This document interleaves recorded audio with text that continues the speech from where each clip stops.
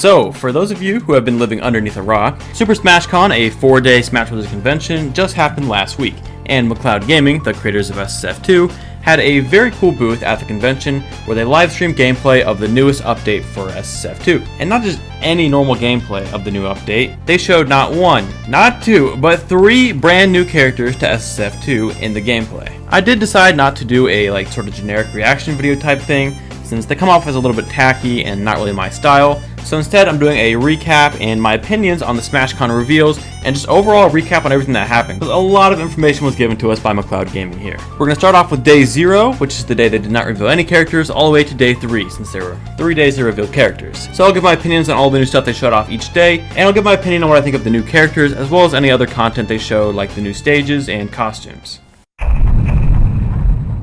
So, day 0 was the first big day for SSF2 at Smashcon, and right off the bat, it definitely blew me away. There was a whole lot of new polish. Compared to the tester build, it was actually crazy, and I can't even imagine what it's like for you guys.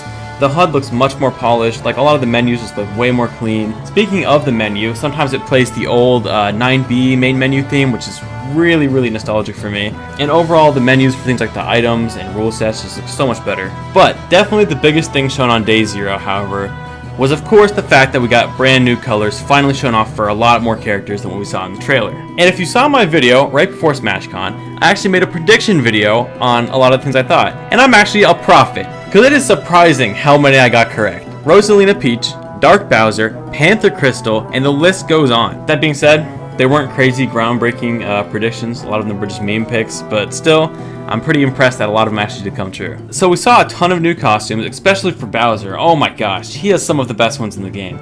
Bowser not only has the Dark Bowser skin, he has a Dry Bowser based one, he has a Meowser based one, even has this pink and yellow one based off a guy named Midbus from Mario and Luigi's Bowser's Inside Story. And I definitely knew that before this. But yeah, overall we saw some amazing skins for Bowser and all the other characters as well, including some characters we didn't even see in the teaser trailer, such as Lloyd, who has pretty basic colors, but I did in fact call the white and red one, which is cool. Zero Suit Samus, who again has pretty standard colors, but also has a really cool Dark Samus style one, which kind of hints there's probably going to be a Dark Samus skin. And then of course Luffy also got some skins that reference his anime, which is very cool for people who are into One Piece.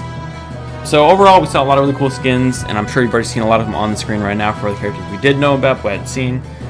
But overall, very cool, and I really like these new retro ones. There's like a retro ZSS, retro Simon, and retro Peach.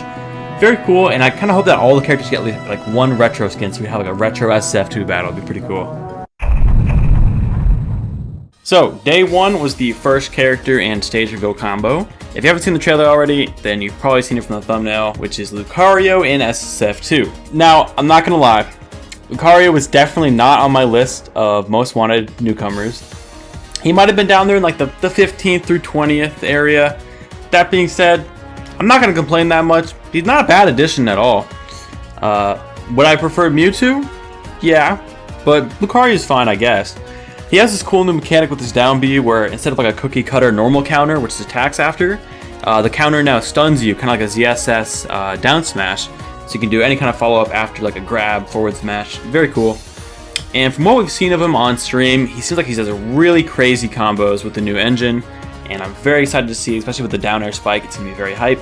And he also has Aura, which means you can definitely get reverse 3-stocked by Lucario at 200%. And I forgot to mention, the best part about Lucario in SSF2 is definitely the new stage and colors. His new stage is fantastic. It's not tournament legal, but the music, the atmosphere, and the sprite work look amazing. I love the backdrop. It's gorgeous. The water textures look great, and overall Lucario's costumes also look good. He has this cool albino Lucario and the shiny Lucario, which are my 2 favorites. And that about covers it all for day 1. Lucario is a cool addition and all, but not too much else there. So we're going to move on to day 2.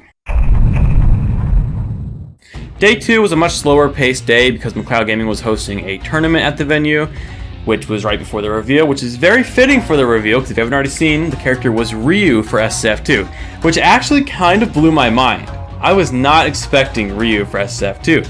Not only did I think it'd be very weird to get his like whole mechanics into the game, just into the engine of SF2 would be strange, he's a third-party character I didn't expect, and somehow the devs did it. He has great alternate costumes. He has Dark Ryu, Ken, and then all of his normal kind of costume colors. And his moveset looks very fun in this engine. You got lots of combos and movement options, and of course he's got that ultimate style down there, which is very good.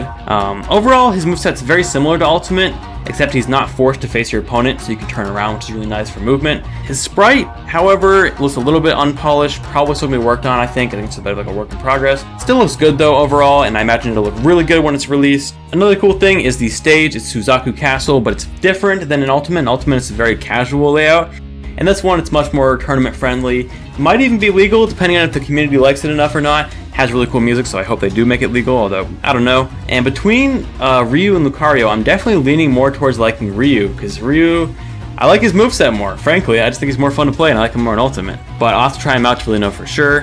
Who knows, I might become a Lucario main for all I know. But I won't know until then. So on to day 3.